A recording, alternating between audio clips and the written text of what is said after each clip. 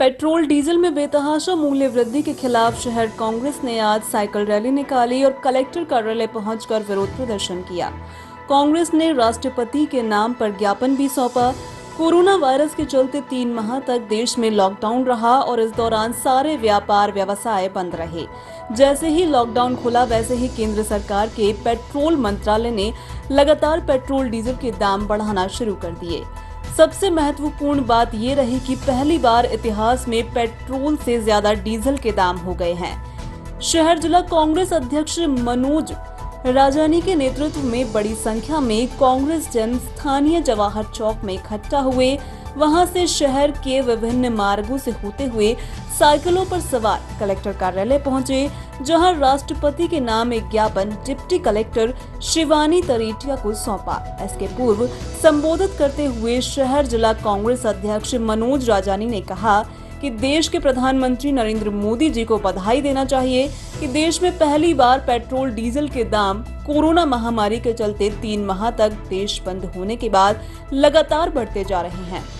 जबकि 3 माह तक लोग अपने घरों में कैद रहे, सारे व्यापार व्यवसाय बंद रहे, लोगों को आर्थिक परेशानी का सामना करना पड़ा। ऐसे में यह सब छोड़ लगातार पेट्रोल डीजल के दाम बढ़ाए जाना अनुचित है। आज हमने राष्ट्रपति के नाम ज्ञापन देकर मांग की है कि तत्काल प्रभाव से वे पेट्रोल डीजल के दाम कम करें। इस दौरान कांग्रेसियों ने सोशल डिस्टेंसिंग के नियमों की जमकर धज्जियां भी उड़ाई। कई नेताओं ने तो ज्ञापन देते समय मुंह पर मास्क लगाना उचित नहीं समझा। कोरोना महामारी में जनता की समस्याओं को सक्रिय विपक्ष की भूमिका के माध्यम से निभाने के चक्कर में नियमों को ताक पर रख दिया गया। वहीं इस संबंध में एसडीएम साहब से चर्चा करने पर उन्होंने मामले को दिखवाने की बात भी कही है। यहाँ तक प्रश्न का विषय यहाँ भी है कि आखिर इस रैली के लिए प्रशासन की अनुमति ली गई थी या नहीं। यदि ली गई थी तो किन शर्तों पर यह अनुमति मिली थी, जबकि एक सामान्य आदमी यदि इन नियमों का उल्लंघन करता है तो उस पर कार्यवाही करने में देर नहीं लगती। कुछ दिनों पूर्व भी हमने भाजपा द्वारा आयोजित एक बैठक के समाचार को प्रमुखता से प्रकाशित किया था।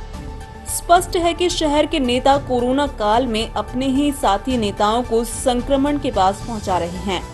ऐसे में यह जनता को किस प्रकार का संदेश दे रहे हैं। विरोध अपने स्थान पर सही है, लेकिन सुरक्षात्मक दृष्टि से यह काफी घातक है।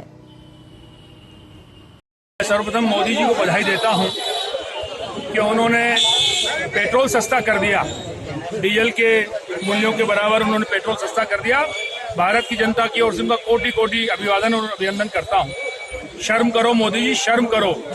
पूरे विश्व में जहां पर राहत की बात हो रही हो, ऐसा कोई देश नहीं है जो अपने आम जनता के साथ राहत भरी खबर देता हो। चाहे वो पैकेज का मामला हो, आर्थिक, सामाजिक, धार्मिक, सब तरीके की बातें हर देश में हो रही है। इकलौता विश्व में भारत देश ऐसा है जहां पर पेट्रोल और डीजल की कीमतें बढ़ाई जा रही है। क्रूड ऑयल सस्ता हो रहा है और हमारे टैक्स बढ़ा के मोदी जी अपने खजाने को बढ़ाने की कोशिश कर रहे हैं। वो आम जनता की मार, किसानों के ऊपर मार, मजदूरों पे मार, व्यापारियों पे मार, किस किस को मारोगे मोदी जी, और कब तक मारते रहोगे। इस देश का नागरिक छोड़ने वाला नहीं है। आप किसी और आसपास देशों में देख लो कि पेट्रोल डीजल की कीमत क्या है और हमारे यहाँ कीमत क्या है। मैं अनुरोध करना चाहता हूँ, आज मध्य प्रदेश कांग्रेस कमेटी के हमारे यशस्वी अध्यक्ष माननीय कमलनाथ जी के आह्वान पर संपूर्ण मध्य प्रदेश में इस तरह की रैलियां और ज्ञापन दिए गए हैं। महामहिम राष्ट्रपति से हमने निवेदन किया है कि अपनी शक्तियों का प्रयोग करते हुए क्रूड कीमत जो जितनी हुई है उतनी बराबर की मूल्य वृद्धि यहाँ पर होना चाहिए। इन्होंने अनाप शनाप जो कर रखा है रेट वृद्धि का कोई मूल्यांकन नहीं है, जितनी मर्जी आती है उतना कर देते हैं। मनमोहन सिंह जी के समय मात्र 12 रुपए लीटर टैक्स लगता था, आज 60 रुपए लीटर कम से कम टैक्स की वृद्धि कर दी गई है। जनता पे कितनी टैक्स की मार करोगे। मैं मोदी से निवेदन करना चाहता हूँ, सुधर जाओ, देश देख रहा है। जितना झूठ तुम बोल रहे हो पब्लिक से समझती है और ये पब्लिक सड़क पे ला देगी, इतना ही मान के चलना।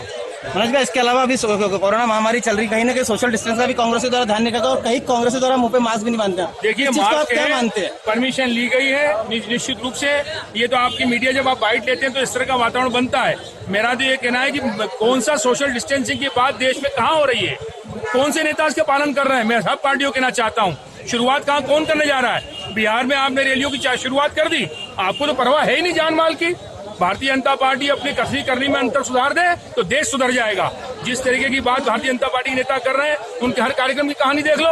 आज तो मामला है, मुद्दा है, जनता के हित का मुद्दा है। हमने एमपीवी के खिलाफ भी अकेला जब गए थे तब धरना दिया था, तब भी तो मुकदमा दर्ज कर दिया था। उससे होता क्या है, सोशल डिस्टेंसिंग की जहां तक सवाल है, हम सब समझदार हैं और करते हैं, हम पूरी कोशिश करते हैं कि हम अपना मेंटेन उसको करें।